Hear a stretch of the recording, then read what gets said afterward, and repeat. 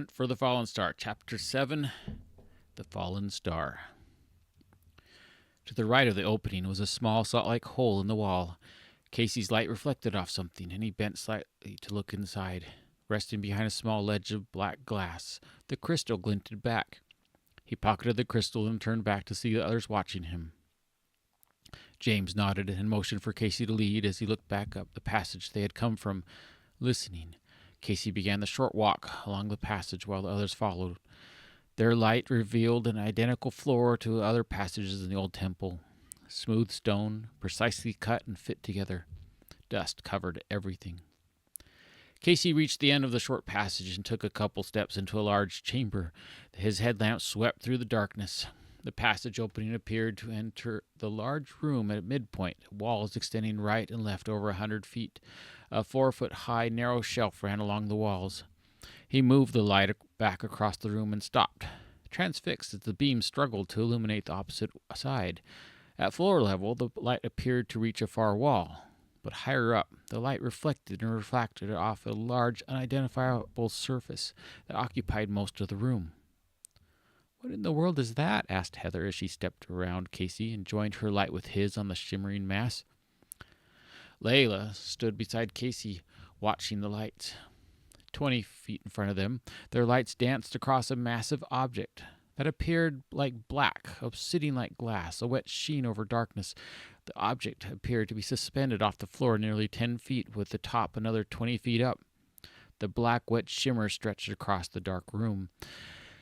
Behind them, James exited the passage. "Well, I didn't hear anything." His voice dropped off when he noticed the object whose surface seemed to flow with their lights. His light cut across the room and stopped at the nearby ledge that ran along the right wall. A liquid lined a thin groove on the top of the narrow shelf. He dipped his left index finger into the groove and sniffed it. After wiping that finger on his pants, he took out a windproof lighter from his pocket, ignited the flame, and touched it to the shelf. A tongue of blue-orange flame licked up and raced along the edge. In seconds, the flame whipped around the room in a smokeless, flickering light. The increased light revealed that the massive object was balanced on 3 legs, which also shimmered in the light. From side to side, the object seemed to be an elongated elliptical, and a narrow end, still hidden from view, stretched into the far side of the room.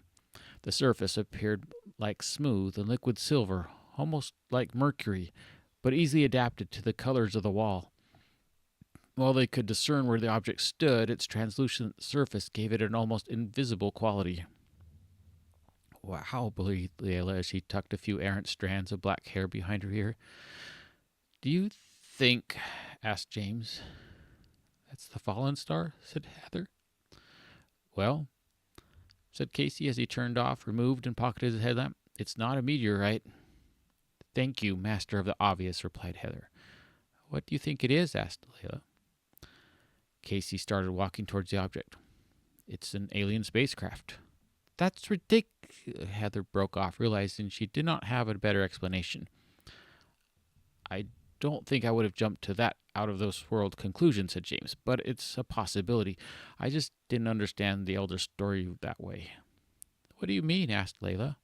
"Well, the story I was told by the Elder was his ancestors, one of the tribes which is now gone, witnessed a star fall to the earth, and it landed in this area. So they did what many indigenous people often do. They built a temple and incorporated it into their religious worship." "That doesn't explain the crystal, or things like the crystal-activated door we just entered," said Heather. "Which is where Casey's idea of an alien landing, or maybe crash landing the ship here, could be a reasonable explanation," said Layla. "Especially if the alien were alive and introduced some of its technology." "Except we don't have any evidence of alien technology in the archaeological ruins," reasoned Heather. "We don't?" questioned Casey as he neared the object. "What about the crystals you mentioned, and their markings that show up under heat? And are the dagger and sword made from alien metal? Maybe we're just not looking in the right place, or just not seeing things as we expect to see them. Casey walked under the object. 2 of the legs were at the passage end of the object, and the third stood near the far end. Casey stopped and studied the left leg. It stood 8 feet high and descended from the object as if it were a natural appendage with no visible attachments or openings. Like the object itself, the leg was made of the same shimmery material.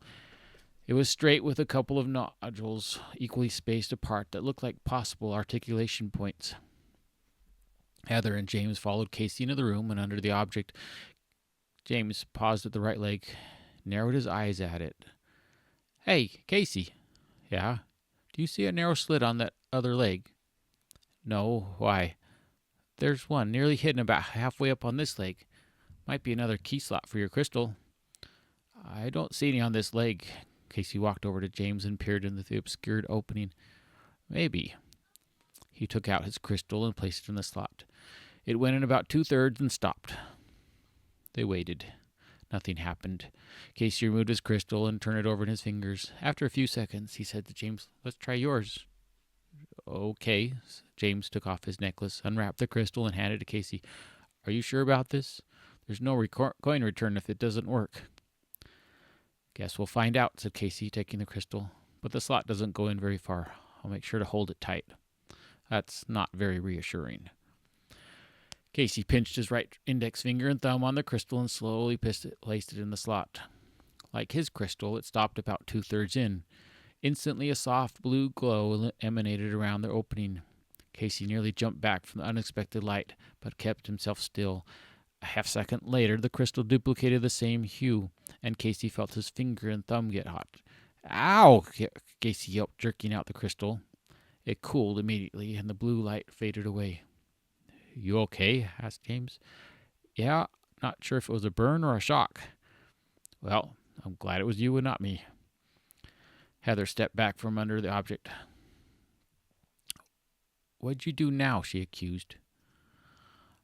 A 6x6 square materialized above the slot on the leg, its perimeter glowing blue. It was as if it had been hidden by a fog that had blown away. Several different colored characters appeared on the square. One, slightly bigger than the others, glowed green.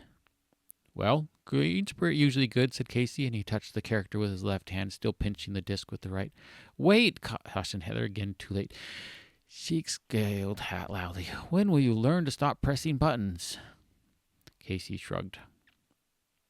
At the passage entrance, Layla's curiosity got the better of her, and she started walking towards the others. Halfway to the object, she froze when a section of the underbelly became outlined in blue. The outlined section lowered and extended itself to the floor, becoming a ramp to the inside. A faint, blue-tinted light lined the ramp and ascended into a black opening. Behind her, a noise caught Layla's attention. She turned around and cocked her head, listening. A hushed echo reverberated from the passageway. She held her breath as her ears strained, and she stared back through the short passage, through the far doorway and into the dark main passageway. A light beam briefly sliced through the darkness. Layla hissed to the others, "They're coming!" "I almost forgot about them," said Heather, her voice rising in panic. "The door!" exclaimed Casey. He sprinted to the passageway, fumbling in his pockets for the other crystal and flashlight. James raced after his brother, his handgun out and eyes fixed on the doorway into the main passage. Casey found the little opening and dropped his crystal into the black glass. He turned on his flashlight and shone it on the crystal. The crystal reflected the light into the dark-colored glass, and the grating began. Outside the doorway, several light beams crisscrossed the blackened hallway while the stone door slid into place. When the door shut completely, Casey retrieved the crystal. He pulled James' crystal from his pocket and gave it to him. James quickly stuffed the crystal into his pocket. "You know, they're not going to have any problem finding us," he said. Casey glanced at the closed passage, his brow furrowed. "Yeah, I know. Even if there wasn't a dead end, our footprints are obvious where we went." End of chapter 7.